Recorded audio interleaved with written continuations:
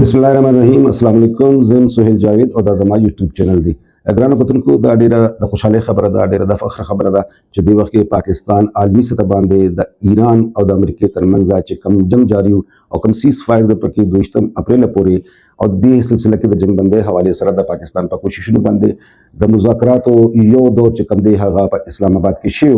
د او خو پاره کې داسې مایده چې کومه ده حتمی شکل کې تنو ورکړل شوی او دا د وخت کې ز تاسو ته چې ډیره د خوشاله خبره ده چې د پاکستان هغه کوششونه چې په مشرق وسطا کې امني او په خطه کې د امني هغه کوششونه تقریبا کامیاب شوي دي او دا مایده چې کومه ده تقریبا تیار ده او دا ډیره غټه خبره ده چې د پاکستان فیلډ مارشل سید عاصم منیر چې کوم دی د وخت کې په وار زون کې دی په وار زون کې د یو بل ملک د آرمی چیف یا د فیلډ مارشل یا التتلل دا ډیره غټه خبره ده او دا یو ډیره غټه نښه ده چیرې وار زون کې چې کوم دی د پاکستان فیلډ مارشل د وخت کې موجود دی د لپاره چې ایرانی قیادت سره مذاکراتو کې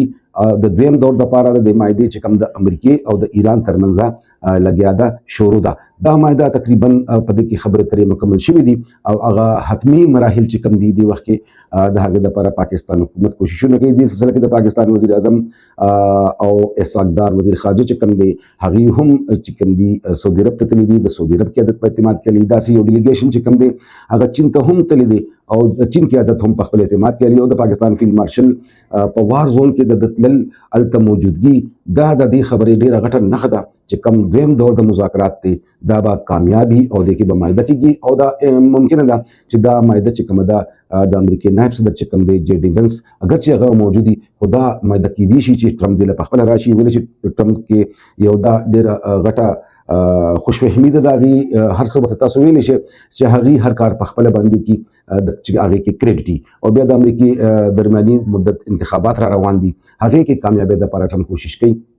چې د ایران سره چې کوم جنګ دی دا مودرلی شي او بیا په 16 مې باندې هغې چین ته هم روان دي هغې دا کوشش کوي ډونالډ ټرمپ چې د 16 مې نه مخکې د کومه چین د دې دوره ده د دې نه مخکې نه صرف د ایران دا جنگ ودرېدلی په دې سلسله کې د امریکای د صدر د ډونالډ ټرمپ دا کوشش چې د چین د تلو نه مخکې هغه